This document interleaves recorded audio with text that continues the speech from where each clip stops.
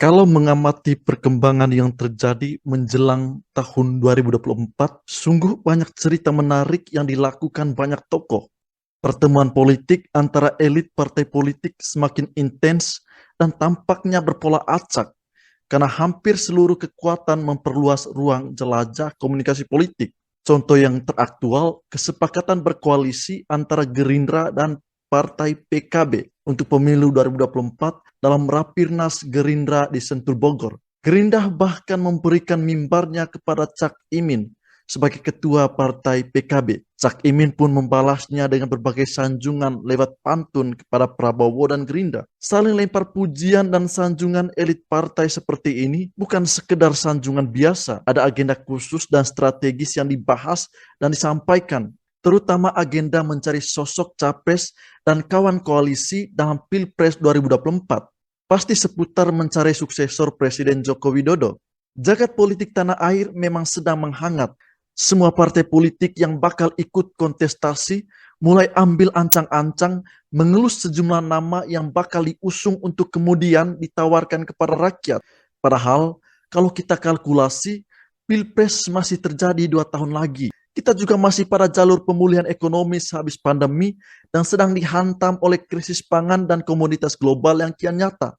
Tetapi itulah politik. Paling tidak inilah faktanya. Bagaimana elit politik kita, partai-partai politik kita memainkan seni mempertahankan kekuasaan. Hasil rilis beberapa lembaga survei, sebut saja Poltreking Indonesia, Litbang Kompas, dan sebagainya, menunjukkan paling tidak ada 3 tokoh publik yang elektabilitas dan tingkat keterpilihannya konsisten berada di 3 besar. Mereka kalau mengikuti pesta demokrasi 5 tahunan sebagai calon presiden dalam Pilpres 2024, memiliki potensi untuk menang. Ketiganya adalah Prabowo Subianto, Ganjar Pranowo, dan Anies Baswedan. Di belakang mereka ada beberapa figur baik dari partai politik, ketua dan kader partai politik, menteri aktif kabinet Jokowi, jenderal aktif, dan tokoh lainnya.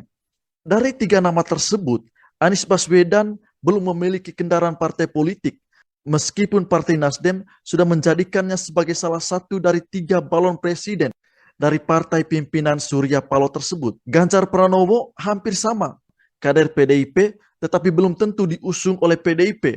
Sehingga jadi atau tidaknya mereka menjadi kandidat akan sangat bergantung pada ada atau tidaknya partai politik yang bersedia mengusung mereka. Bagaimana dengan Pak Prabowo? Nah, beliau agak spesial dan menarik. Kali ini kita akan bahas dan menimbang-nimbang peluang dan kemungkinan untuk seorang Prabowo Subianto yang sekarang ini menjabat sebagai ketua partai Gerindra. Apakah Prabowo akan kembali ikut konstelasi Pilpres 2024 dengan mencalonkan diri sebagai capres atau memberikan tiketnya kepada tokoh lain dan dia menjadi kingmaker? Sebelum membahas kemungkinan Pak Prabowo, kita mesti memahami terlebih dahulu istilah kingmaker dalam politik Pilpres.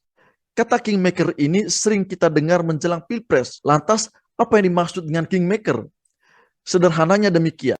Kingmaker adalah tokoh atau elit utama partai politik yang memiliki kursi di DPR dan menentukan sosok di luar dirinya yang akan diusung partai untuk menjadi capres dan cawapres dan juga menentukan kemana arah koalisi partai mereka. Sosok tersebut bisa saja menjadi kandidat, tetapi dia lebih memilih sosok yang lebih potensial di luar dirinya. Dia memiliki pengaruh dan peran besar dalam menentukan sosok tertentu yang bisa menjadi kandidat capres dan mengikuti konstelasi Pilpres. Sosok yang bisa menjadi kingmaker pada Pilpres 2024 seperti Presiden Joko Widodo, Ibu Megawati, Queen Maker, Pak Surya Paloh, dan Prabowo Subianto. Bagi Prabowo, rasa-rasanya potensi menjadi kingmaker sudah selesai. Hal itu paling tidak sebagai pesan dari keputusan Pak Prabowo, calon presiden yang akan diusung oleh Gerindra dalam Pilpres 2024.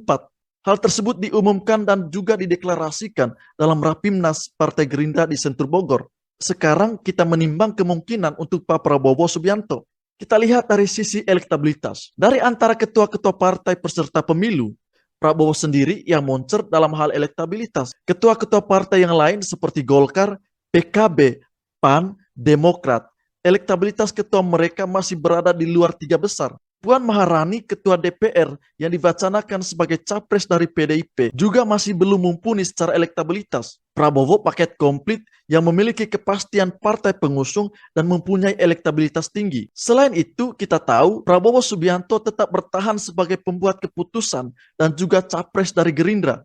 Sejak berdirinya Partai Gerindra, sosok Prabowo memiliki pengaruh besar terhadap perolehan suara partai tersebut. Dari awal mengikuti pemilu 2009, meraih 4,6 juta suara, meningkat menjadi 14,7 juta suara pada pemilu 2014, dan pada pemilu 2019 meraih 17,5 juta suara.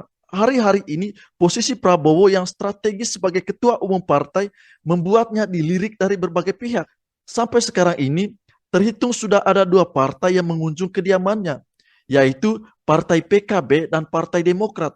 Kunjungan pertama dilakukan oleh Ketua Umum DPP PKB, Cak Imin, beserta jajarannya ke rumah Prabowo di Kertanegara. Kedua parpol sudah menunjukkan tanda-tanda akan bermitra pada Pilpres 2024. Komunikasi antara Gerindra dan PKB tampaknya sudah mencapai titik-titik kerjasama dan kesepakatan. Setelah pertemuan tersebut, muncul wacana menduetkan Prabowo Cak Imin di Pilpres 2024. Tak berserang lama, Ketua Umum Partai Demokrat juga berkunjung ke kediaman Prabowo. Namun tidak ada sinyalemen koalisi-koalisi politik di antara Demokrat dan Gerindra dari pertemuan tersebut. Berbeda dengan Demokrat, PKB di bawah komando Cak Imin terus serta hadir dalam Rapimnas Partai Gerindra dan mengumumkan kesepakatan koalisi. Jangan lupa pula, Prabowo juga memiliki keuntungan lain untuk menjadi kandidat. Pak Prabowo berada dalam lingkaran terdekat Presiden Jokowi. Sampai saat ini, dia menduduki posisi sebagai Menteri Pertahanan. Walaupun sebelumnya dia menjadi lawan politik Jokowi di Pilpres 2014 dan 2019, kedekatan itu menjadi potensi bagi Prabowo untuk meraih hati pemilih Jokowi untuk modal politiknya di pemilu 2024.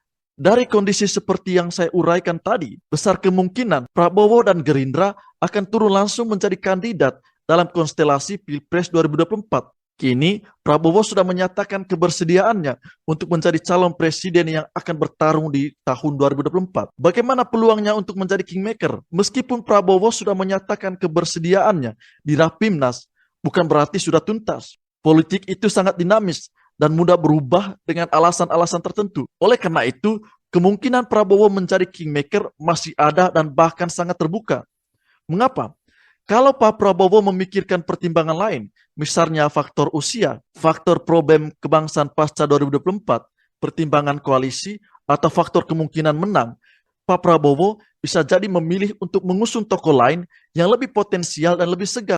Toh, kalau akhirnya Prabowo tetap ikut dalam Pilpres 2024 dengan menjadi salah satu calon presiden, kita hargai itu sebagai hak politiknya sebagai warga negara. Itu artinya, Menteri Pertahanan Kabinet Indonesia Maju ini mencatat sejarah baru bagi Indonesia karena merupakan kali keempat ia mencalonkan diri menjadi presiden.